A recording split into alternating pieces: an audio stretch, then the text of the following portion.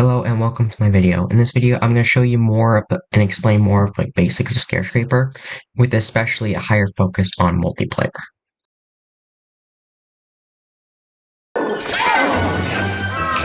in this video, I want to be talking about the icons, but also certain decisions that's really important to be mindful about when playing. Depending on what you can either help your team or potentially even cross the floor if you're not mindful. Over here is helpful for guiding. Help is kind of like if you get trouble, so if you say get stuck in a trap, it works well. And then thank you is sort of like a great way to show gratitude for like if they save you or something. After a poltergeist occurs, which basically means your pack's getting taken, there will be grayed out icons of your pack. Once that room has been gone through again, or currently has someone in it, it will reveal the unlock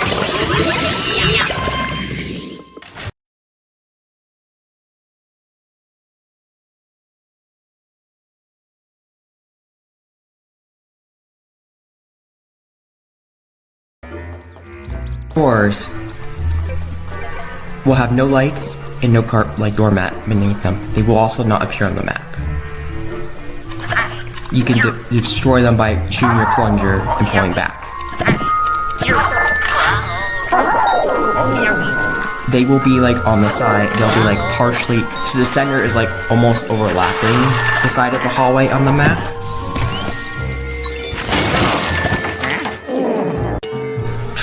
Trap carpets are exclusive to the hallways. You can't have more than one trap carpet per hallway, so that's a very important thing to keep in mind. Wow. Don't try to grab the edges from the side. You want to go to the corner that's lifted up. There's 4 grab points. Grab any of them, pull back, and you'll free them. They will appear in the dead center of the hallway.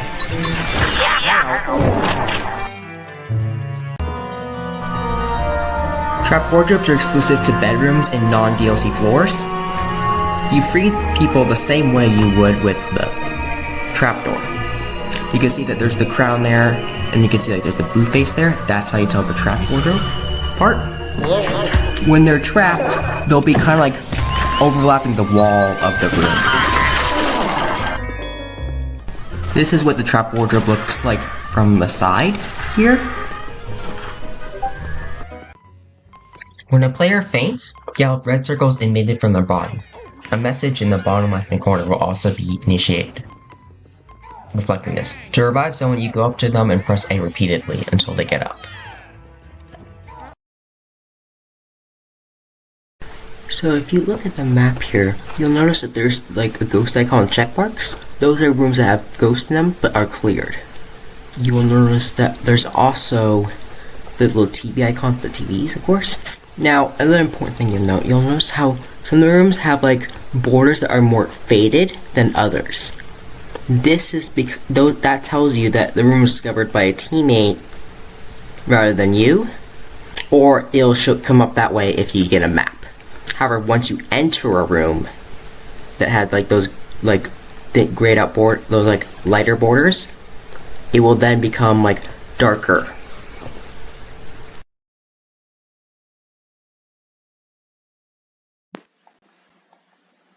Now this room right over here, this is the toad room.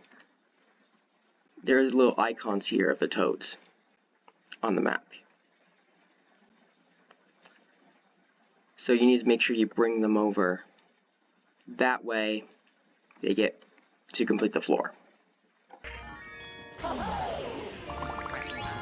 Now, there are going to be different situations that are going to call for different responses. One decision can be good in one situation, but be terrible in another.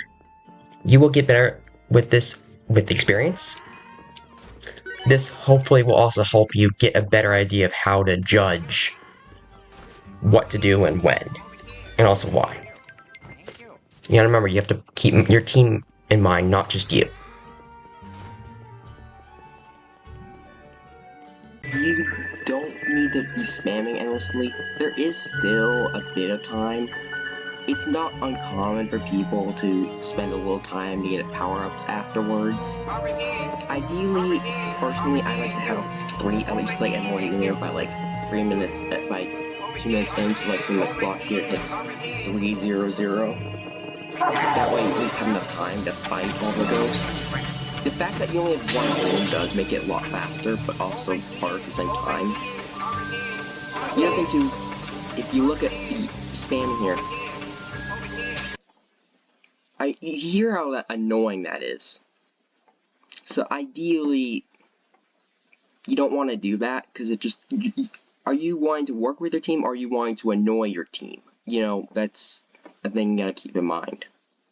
Look at it from, like, the other people's perspectives. The other thing, too, instead of just doing this, you can at least, like, say, blow the chairs out of the way, so that way you don't trip on them. Something that's, you know, actually productive, versus just...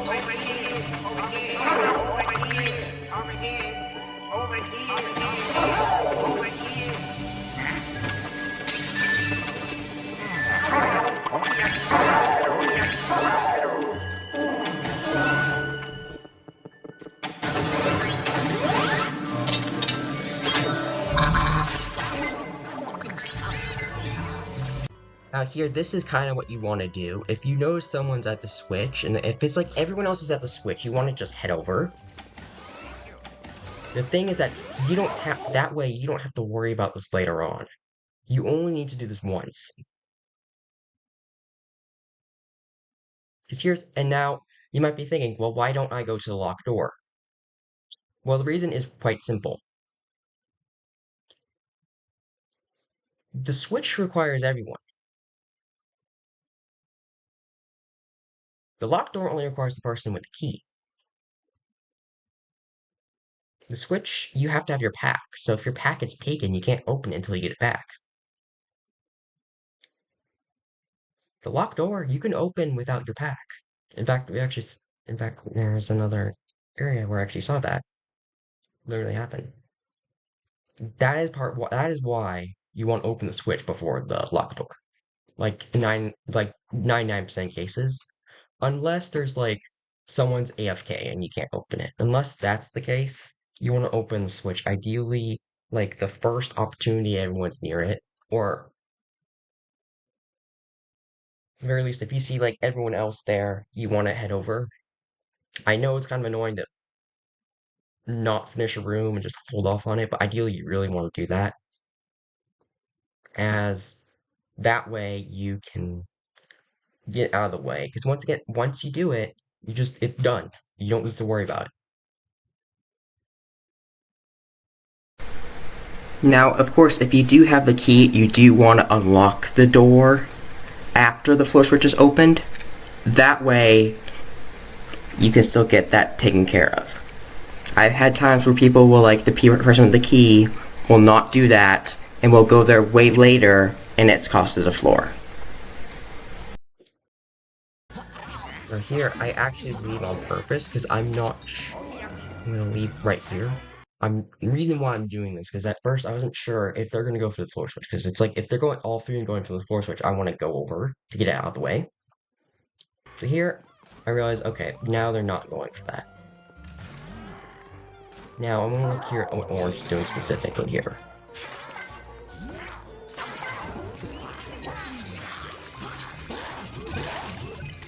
Now, it can be a good idea to like signal after where to go after. However, if there were more rooms here, you don't want to be just doing this. Because I've actually seen times where you have like one person just spam over here to switch for like over a minute and a half when they could have actually helped take out the ghosts earlier. So it's really important to make sure you actually see what your teammates are doing and know what they do. Like obviously if they're all like, oh, floor switch, let's just get out of that way, like obviously you're gonna be good. But unfortunately, especially playing with randoms, that's not always gonna happen. And this is another thing here. Ideally, unless you have someone who's like clearly it's showing that they're not coming, you don't want to be spamming over here. Like if you realize that not coming, then you can, but if they are clearly coming, don't spam over here, please. It just gives a headache to everyone else at that point. And the other thing too, instead of just blindly spamming over here, it can oftentimes be helpful to actually go in the hallway. Now here, pink does eventually come, but this is kind of like where it really should have just stopped. Like, it's very likely at this point that he's going to come over. He does. So, unless they've shown that they clearly don't listen or anything like that, you can, when they start heading over, you can just stop saying over here and help and spamming that. Because it just gets really annoying. Now here, I see there's the switch door, right? So immediately, I do go inside of it. I'm looking to see kind of like what they do. It's possible they might not... Not everyone's going to be looking at every section of the map every, like, split millisecond, and that's very important to remember.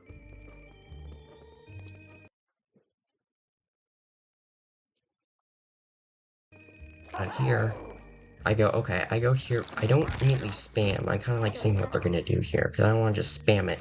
Now, if you really want to open it, you can say, like, over here once, just to, like, signal it's there, that I go against it. Especially, in this case, I know these are not, like, one person's on my friends list here, and I know the other person's not, like, is, like, you know, these are, I guess you can almost say sort of, like, a good random. So I'm not really even getting invested in the ghost room that much. Sort of. I'm being very mindful about watching the map here, see what they do.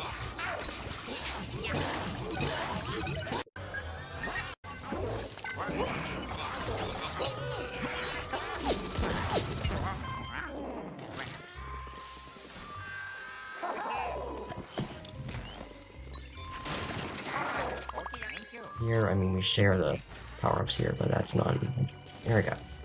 So here, I notice, okay, we have this last thing here, I don't think you notice it. So eventually what I'm gonna kind of, so, you can see what I'm doing, I'm just gonna say over here once, just to see, and then thinking like here, he's noticing, and especially since he's the other guy here, he will eventually connect here.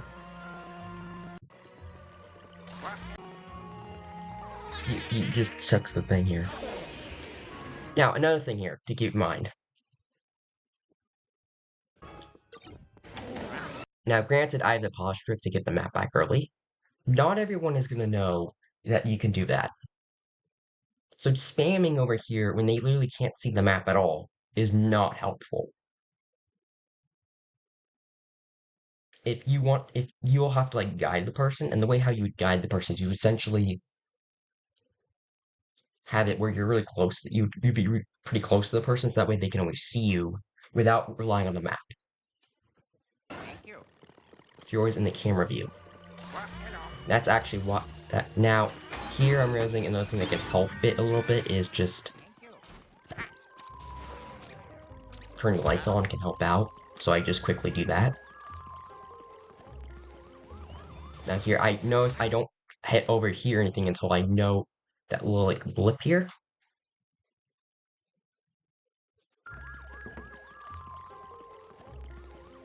That little blip right there.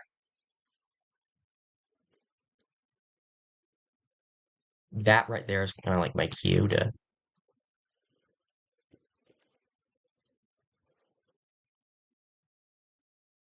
slow this real quick here. Now, this is at quarter speed, but you can see there's that little blip there. That tells me the map went back to normal on its own. And I wait for that before I actually hit, like, say, over here or anything like that.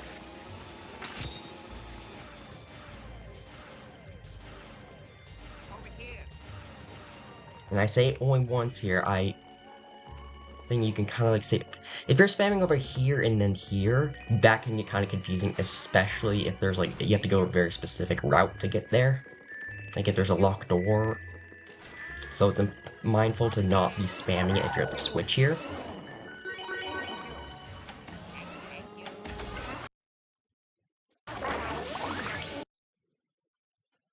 As you can see there. important thing to also be mindful. When you do not have your packs, you need to be very careful. And this is something that I really ideally wish looked at the menu here. If you look very closely, you can see these. So if you look at these little rectangles here, these are the doors. And if you actually look very closely, you can actually see this a little bit for these, for like here, you can actually see there's a little bit of door. So I know the door for this, to get into this room with the pack, this pack here, is going to be in this bigger room here in the center. I know also from experience, I saw earlier that you have to go up for this one here. Now, one very valuable thing to know, especially for your newer players, they cannot spawn in the breakers. This is not a breaker.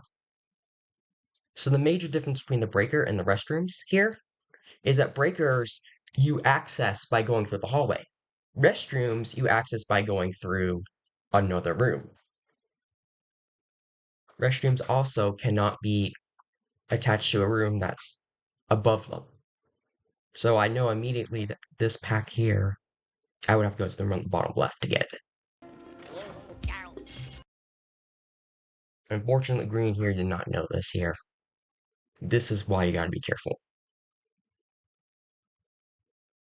It's very important to stop, pause, and actually go, okay, is this door fake? Look for the cues of the door being fake before you go through the door.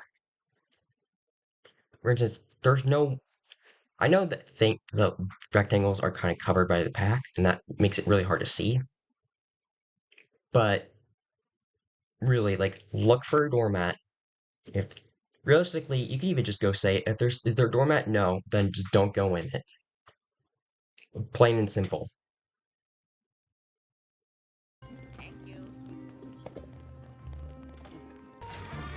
Alright, so that's Green's pack here. So I'm go, okay. So what I'm trying to do is I'm trying to hopefully call the pink here. Seeing that Green's packs was there, and the other two packs are here, you know that one of them has to be blue and the other one's purple. Or pink, or... So he unlocks the door. There's a bit of a lag spike here. Yeah, because you, like, left there. So, this is an important thing. So if you look here, the way to think about this is sort of like regions. You can think of this as different regions. So if you recall, this was a locked door. He unlocked it. So you're basically never gonna have the pack spawn beyond the locked door. So anything over here that's in like this region here, you're not gonna. Those are not like valid pack spawn locations. This is actually an anti-soft lock feature. So here I'm like, okay, I realize Pink is struggling here. And also, if you're in a situation, you're never going to be able to enter a restroom below like this. You see how there's this little dip here? That's actually what this restroom here indicated. So I actually knew it was going to be something like this before we even saw the hallway. Now, I realize, especially sometimes with randoms, it can be very confusing to tell how to get your pack. So here, I know, okay, I'm going to quickly get my pack here. And then I'm going to actually go over up there and help guide him. I can tell he's lost and doesn't know where to get his pack. And he realizes. So I'm gonna run up there. I'm gonna call over here just so it's like clear that to get him to follow.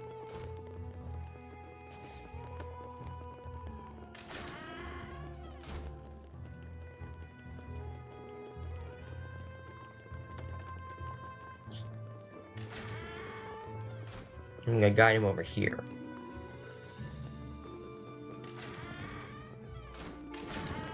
So that way it's clear. I go through the door there and he sees very clearly that the door's there. Now suddenly, if you look right here, your icon is covering the door. This isn't really a big deal here, but this, if you're not careful, especially when you have like a floor switch and you're trying to coordinate everyone to a floor switch, can cause a massive problem. Here's an example. Okay, packs just get taken here. Now, when you go in like I guess the space, you could say either the room or like the same hallway, or I guess in rare cases even a balcony, it'll show the packed color. I noticed there's two packs that are not visible. The blue and the purple one. I'm purple. So I know, okay, it's either my pack is either in the top right or the bottom left. So I immediately want to head over here. Because here's the thing. If this turns out to be blue's pack spawn, then I can just take TV to get over here. This is the thing that keep in mind with newer players.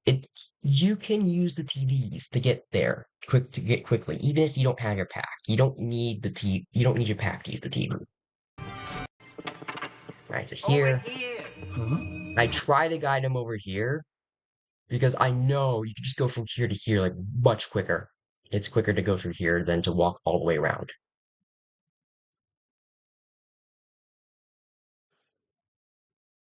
And kind of gotta think about because TVs are very valuable. You just gotta really be mindful about where it's going, especially if you look here, TV, same room as the pack. It's gonna be quicker. That's why I try to call over here, in this case, to get the TV, get him to go through the TV, as the hope was he was gonna come into the room and use the TV. Over here. Unfortunately, he doesn't. That's the other thing. You gotta be mindful of process elimination. If you see three pack colors, you know the last one's the remaining color. You just have to make sure you always remember that.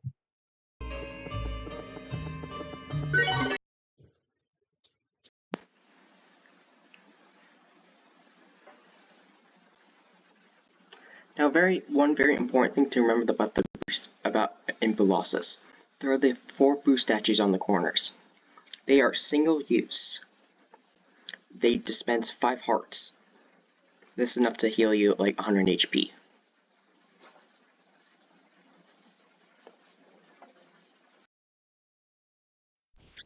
Alright, well hopefully this helps. If there's any questions if you have, feel free to add them in the comments. And thanks for watching.